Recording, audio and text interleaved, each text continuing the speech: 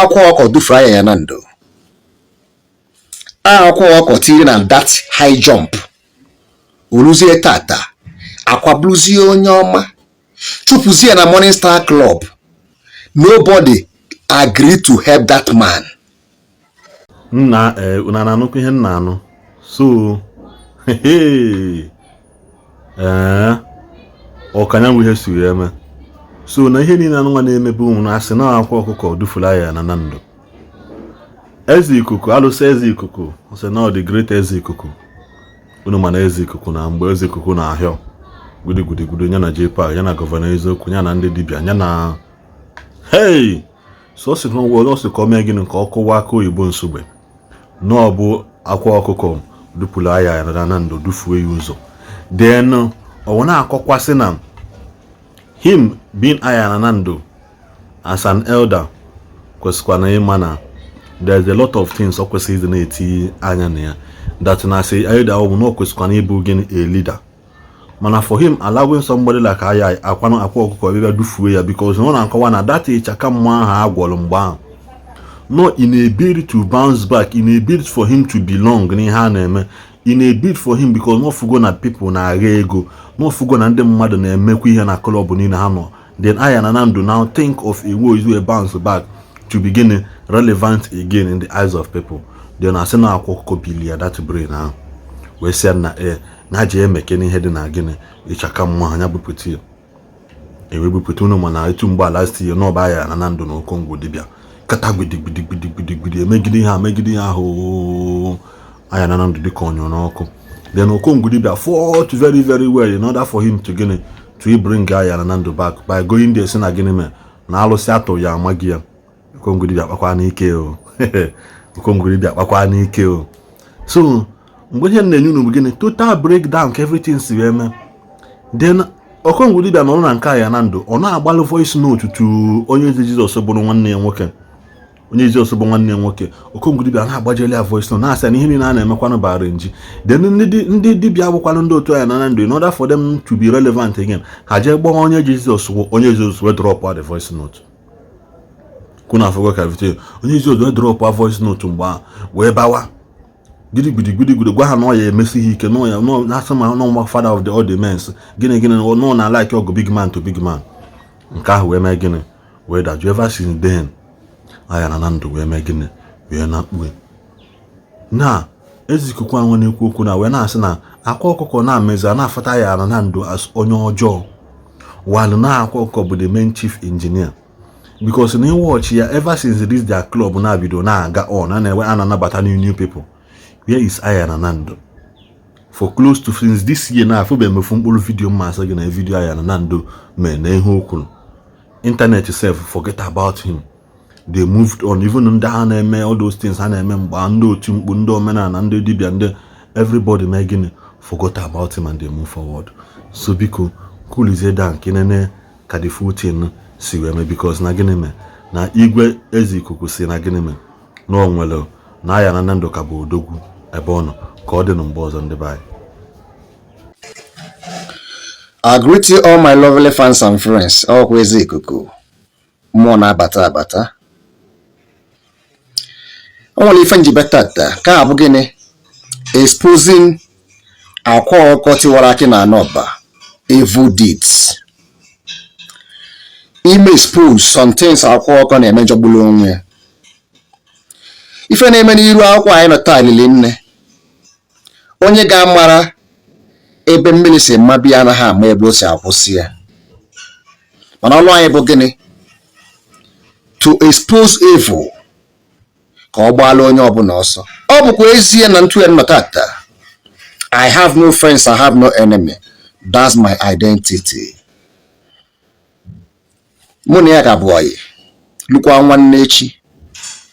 Mana ọ na-eme ọkọ amụ karịa ibupụta ya n'ama. Akwa Okuko kedu ife na-eselu gị na igwe Ayaya na Nando bụ Nnamdi Nwawuo. People na-afụta na Ayaya na Nando asị onye ọjọọ na-afụta ya na asị onye gwọlụ nke a gwọọ nke ọzọ ọ bụrụ na ihe ọ gwọlụ na ọ gaghị aga a na-akpọzi ya onye ọjọọ. na ọgwara ịshaka mmụọ gwa baba fancha agaghị aga. Ụmụ na-ajụkwu ese kedu onye wetara fọmatị anwa before mebie. Anyị mụ igwe Ayaya Nando for years. Even ma mgbe anyị pere mpe anyị mụ ya na ọ na-agwọ ọgwụ na-agali ya. Some ndị bụ ndị taa bụ ndị na-eti egwu ma politicians na-eje na nke Ayaya Nando adala ọgwụ ọ na-agalofa until o meet ya Akwa Okuko na anọba. Ana m agwa onye ọbụla in this life gbanụ mbọ ka ị bụrụ a leader. Okenye iso ụmụaka na-adị ka ịrụnye amụ na nsị because na emenu man na ọngụwa old man ka ọ ga-ada n'isi. Akwa Okuko dufuru Ayaya Nando. Akwa Okuko tiri na that high jump. Oluzie tata akwabluzie onye ọma chupuzie na Morning Star Club. Nobody agreed to help that man. Though na ọka maka ọ nọ na abụrụ odogwu now, he has bounced back. Mmana kedu ife bụ ụtọ club? Ọ bụghị ịba club ka ọ ji osi ike ka ndị otu gị gbatara gị mkpu. Ọ ji ọla arụ ndị otu gị abịa tikwala gị arụ stand. Ọ bụghị bụ club. Ọ lụsịra nwaanyị na ịṅụ nkwụ. Answer is no. Watch ya mbọsị Akwa Okuko mepele ụlọ. That day ọ na-emba Ayaya Nando. Eholu igwe Ayaya Nando. Ebusi ahụ ụmụ nwaanyị karịkịrị ụmụazị ha na-amazụ nwaanyị. Mgbe aha ka ikengi ya na-ahapụ ya. Mgbe anwa ka ihe o ji bụrụ odogwu na-arapụ ya maka na enwere oke ọgwụ anaghị apịtọ aka. Osorozi ụmụazị doro ime dibịa. Sorozi ụmụazị gaa dibịa wee na-agwụ onwe pete. Anaghị ezi format. Ọ mgbe anwa ka ị afụzi igwe Ayaya Nando na-asụzi slangs na-asị sumodie. Gịnị bụ sumodie? Language Akwa Okuko ha ji wele ezu ori. Sumodie ihe ọ pụtara gịnị? Si megbuo mmadụ n'usu enwe ha ọnụ melụ na-aga n'iru. A na-esumodie eme nke a esumodie eme nke a esumodie ụwa na-aga. Elofuzie na ihe ọbụla mmadụ tata na olu eshọpụta ife. Ana m eme oyi mana mfe ụlọ a na-eti imi ọnụ. Akwa Okuko na-abụ na righteous man. Chukwuzie Ayaya Nando a na-afụ asị onye ọjọọ mana that format ya mgbe ewetara mgbe anwa Akwa Okuko wetere mgbe Akwa Okuko. Oge anwa Ayaya Nando na-eme ịshaka mmụọ. JCM na-eme nke whining nke ferere otu a. Ihe a bụ gịnị? Their game. Kịta now omego ceremony o mere mgbe Ayaya Nando Akwa Okuko abịaghị ọnọhịa jebe Indonesia bata ha na wepụ ya na Morning Star Club.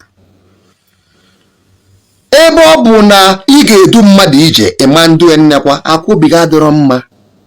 Eze Obi na Asaba ọrụ m ihe resara unu okwu mmaghị ekwe kịta bụ mcha mmekwukwe. This man na kịta na mbụ eze Jizọs ofu ife anwa sọngụ ọ bụ emu ife ọ dasị amara ife ọ ta na-aghọli okenye. Onye nwere uche ga-amata ebe m na-eje. Even na kịta na ọ gwara na person na-apụkwara na Morning Star Club mma akọwa next time. Onye nke m owepụ ya tie onye ọzọ ebe ọ na-cover his evil deeds mana ọma ntakwa aka ọtapuo maka na onwe ihe ọbụla dị n'ihu akwụkwọ anaghị afụ anya. Akwa Okuko spoiled Ayaya Nando.